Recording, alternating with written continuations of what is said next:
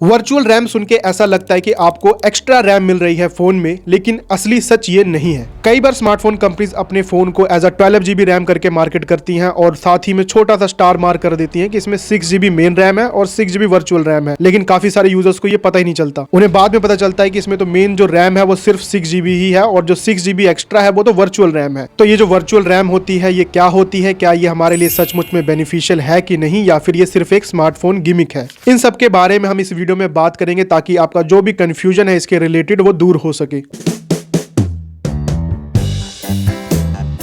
सबसे पहले समझते हैं हमारे फोन में जो रैम होती है वो एक्चुअली होती क्या है। इसको हम बहुत ही सिंपल एग्जांपल के साथ समझेंगे। मान लीजिए आप एक स्टडी टेबल पर पढ़ रहे हैं या फिर कोई काम कर रहे हैं और आपके पास एक बड़ी अलमारी है या फिर कहें बुक शेल्फ है। तो आप जिस सब्जेक्ट के ऊपर पढ़ना चाहते थे या फिर जो भी आपको काम था उसके रिलेटेड आपने फाइल्स या फिर किताबें उस बुक शेल्फ से निकाली और अपने डेस्क पे रख लिया। अब इससे फायदा क्या होगा? आपको अपने काम से रिलेटेड जो भी किताब या फिर फाइल की जरूरत होगी, आप सिंपली जो आपका टेबल है उससे उसको तुरंत यूज कर पाएंगे और आपका समय बचेगा। अभी सोचो आपको हर मटेरियल के लिए आपको वापस बुक शेल्फ पे जाना पड़ता, वहां से ढूंढ के उन फाइल्स को लेके आना पड़ता, किताबों को लेके आने पड़ता और डेस्क पे आप रखते हो, उसके बाद उसको यूज करते, तो आपका कितना समय लगता उसमें। अब हमारे फोन की जो रैम होती है वो भी इस टेबल और डेस्क की तरह ही है, एक छोटी सी स्पेस या फिर टेक्निकली कहें एक फास्ट मेमोरी, जिसमें एक बार अगर ऐप लोड हो जाते हैं तो आप उसको काफी तेजी से यूज कर पाते हैं। इसको आपने भी नोटिस किया होगा कि जब भी आप कोई फोन पे ऐप खोलते हैं फर्स्ट टाइम तो वो थोड़ा डिले लेके खुलता है, लेकिन उस ऐप को अगर आप दोबारा ओपन करते हैं और आपने जो रैम है उसको क्लियर नहीं किया है तो वो ऐप बहुत ही तेजी से ओपन हो जाता है। तो ये सब इसलिए पॉसिबल हो पाता है क्योंकि जब फर्स्ट टाइम उस ऐप को आपने ओपन किया तो वो जो मेन स्टोरेज होती है उससे जो उसकी फाइल्स होती हैं वो रैम में लोड हो जाती हैं, और उसके बाद जब आप दोबारा उस ऐप को ओपन करते हैं तो ऑलरेडी जो फाइल होती है उस ऐप की रैम में होती है। इसी कारण आपका जो वो ऐप है वो बहुत ही तेजी से ओपन हो जाता है। वहीं पर अगर आपने रैम को क्लियर कर दिया और उसके बाद दोबारा उस ऐप को ओपन करेंगे तो वो थोड़ा डिले होकर ओपन होगा। तो आपके फोन में जो रैम होती है वो एक तरह की टेम्परेरी बट काफी फास्ट मेमोरी होती है। ऑन एन एवरेज इसको कहते हैं 10 to 15 टाइम्स फास्टर होती है आपकी जो फोन की स्टोरेज है उससे।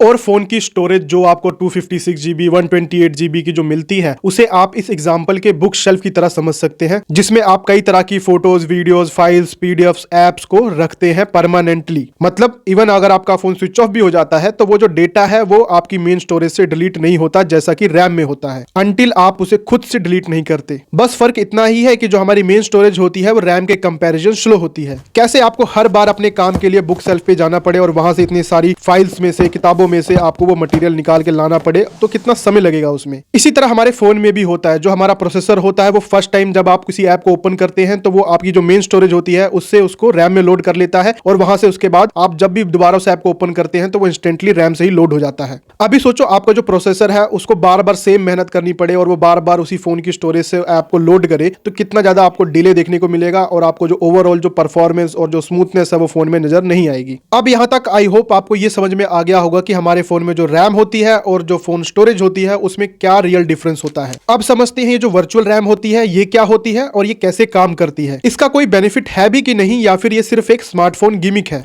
देखो हमारे फोन में जो रैम होती है ना, जो मेन रैम होती है उसकी एक कैपेसिटी होती है, मिलती है ना आपको 6 GB रैम, 8 GB रैम। तो एक समय के बाद न्यू ऐप को रैम में लोड करने के लिए उसे किसी ना किसी ऐप को रैम से हटाना पड़ेगा ताकि वो जो न्यू ऐप है वो रैम में लोड हो सके। अब यहीं पे ही काम आती है वर्चुअल रैम। वर्चुअल रैम में क्या किया जाता है कि आपकी जो फोन की इंटरनल स्टोरेज होती है, जो भी आपको 128 GB 256 GB मिलती है, उसके कुछ हिस्से को यूज किया जाता है एज अ रैम। मींस आपकी जो मेन डेडिकेटेड रैम होती है 6 GB 8 GB, जब वो फुल हो जाती है और आप मोर एप्स ओपन कर लेते हैं तो वो क्या करता है, जो भी लेस यूज्ड ऐप होता है उसका जो भी डेटा होता है वो उस रिजर्व्ड एरिया, उस reserved part of internal storage वहां पर उसको स्टोर किया जाता है ताकि आप एक ही समय पे काफी सारे एप्स को ओपन कर सके और उसका यूज कर सके और मल्टीटास्क करना पॉसिबल हो। जैसे कि जो आपका टेबल था वो ज्यादा मटेरियल होने के कारण भर गया तो आपने जो बुक शेल्फ थी उसके एक पार्ट को रिजर्व कर लिया, उसके कैबिनेट को रिजर्व कर लिया और जो मटेरियल्स थे उसको उस बुक शेल्फ के रिजर्व्ड एरिया में रख दिए। तो आप पहले के कंपैरिजन जब आपको बुक शेल्फ में जाकर ढूंढना पड़ता और आप उस मटेरियल को निकालते, उसके कंपैरिजन में काफी फास्ट आपका जो रिजर्व्ड एरिया जो कैबिनेट है वहां से उस मटेरियल को लेने में काफी फास्ट होगा, कम समय लेगा। और उससे भी फास्ट जो आपके टेबल पे मटेरियल पड़ा है उसको एक्सेस करने में आपको कम समय लगेगा। इसी तरह आपके फोन में जो वर्चुअल रैम होती है वो इंटरनल स्टोरेज का यूज करती है, इसी कारण उससे डेटा एक्सेस करना उतना फास्ट नहीं होता जितना आपकी जो मेन डेडिकेटेड रैम होती है उससे। लेकिन जो नॉर्मल स्पीड होती है इंटरनल स्टोरेज की उससे थोड़ा सा स्लाइटली फास्ट होता है क्योंकि रिजर्व्ड एरिया से डेटा एक्सेस करना होता है। और एक और बात, जो आपका ऐप होता है वो वर्चुअल रैम पे नहीं चलता।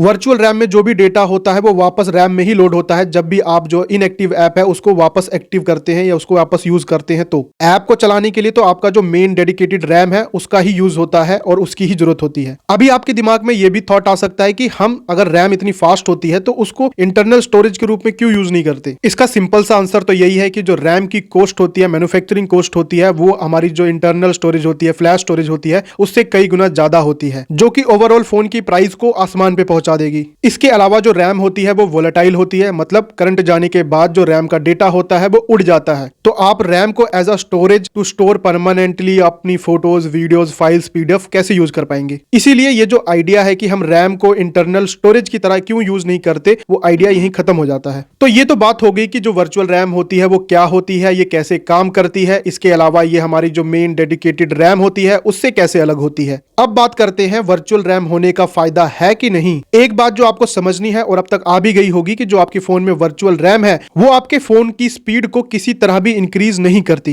ये वर्चुअल रैम का जो फीचर है सिर्फ इतना करता है कि जो एप्स आप इस्तेमाल नहीं कर रहे हैं उसे बैकग्राउंड में एक्टिव रखता है, बस। अब इससे फायदा बस यही मिलता है कि जो आपकी मल्टीटास्किंग होती है वो थोड़ी बेटर होती है। ऐप क्योंकि बार बार रिलोड नहीं होता completely from internal storage to RAM. ये आपके कोई भी फोन की गेमिंग स्पीड या फिर प्रोसेसिंग पावर को नहीं बढ़ाता है। उल्टा ये आपके फोन की जो स्टोरेज है उसकी लाइफ स्पैन को जरूर थोड़ा कम कर सकता है, क्योंकि उस पर कई बार डेटा लिखा और मिटाया जा रहा है। अब आप किसी जगह पे कई बार लिखें और मिटोएं तो उस जगह की कंडीशन कैसे होगी, इसको आप एग्जांपल से भी समझ सकते हैं। कोई पेपर है, उस पे आप किसी एक जगह पे कई बार लिखते हैं, मिटोते हैं, लिखते हैं, मिटोते हैं, तो कुछ समय के बाद आप देखेंगे उस जगह की जो कंडीशन है वो बिल्कुल खराब हो चुकी होगी। तो ऐसे ही हमारी जो फोन की स्टोरेज होती है उसमें भी होता है। और मैंने इस टॉपिक को एक्सप्लेन भी किया था मेरी इस वीडियो में, जिसमें मैंने आपको बताया था कि आपका जो फोन होता है वो कुछ समय बाद स्लो क्यों चलने लगता है और उसके क्या कारण है और उसको आप कैसे फिक्स कर सकते हैं। तो अगर आप इंटरेस्टेड है तो आप ये वीडियो भी जाके देख सकते हैं, इसका लिंक मैं कमेंट बॉक्स में डाल दूंगा। अब एट द एंड आपको बस इतना समझना है कि वर्चुअल रैम होने का फायदा बस आपको ये मिलता है कि आप जो है थोड़ा सा और मोर एप्स को आप बैकग्राउंड में ओपन रख पाते हैं। बाकी जो मैटर करती है वो आपकी वो जो डेडिकेटेड रैम होती है वो मैटर करती है, जो आपको मिलती है 6GB, 8GB, 12GB। वो इसमें भी आप रैम का वर्जन देखिए कि आपको जो रैम है वो LPDDR5X मिल रही है, LPDDR4X मिल रही है, LPDDR3X मिल रही है। कौन सा वर्जन की रैम आपको फोन में देखने को मिल रही है। जितना लेटेस्ट वर्जन होगा उतनी फास्ट आपकी जो रैम है वो मिलेगी। बाकी अगर आपके फोन में 12GB रैम मिलती है, इवन 8GB रैम भी मिलती है, तो मुझे तो नहीं लगता कि आपको वर्चुअल रैम इनेबल करने की भी जरूरत है, क्योंकि एक समय पे आप कितने ही एप्स का यूज करते होंगे। हाँ, अगर आपके फोन की जो रैम है वो काफी कम है, 4GB रैम है या फिर 6GB रैम भी है, तो भी आप इनेबल कर सकते हैं। बाकी तो आपकी मर्जी है, इनेबल आप 8GB में भी कर सकते हैं, 12GB में भी, अगर आपको सपोर्ट मिलता है तो। बाकी आई होप अब आपको जो रियल रैम है और जो वर्चुअल रैम है उसके बीच में डिफरेंस समझ में आ गया होगा, और अब आप 6GB plus 6GB 12GB RAM होता है ये समझ के फोन नहीं लेंगे। बाकी अगर आपको वीडियो इन्फॉर्मेटिव लगी हो तो वीडियो को लाइक कर सकते हैं, चैनल पे नए आए हैं तो चैनल को सब्सक्राइब कर सकते हैं। मैं मिलता हूं आपको अपनी अगली वीडियो में, तब तक के लिए धन्यवाद।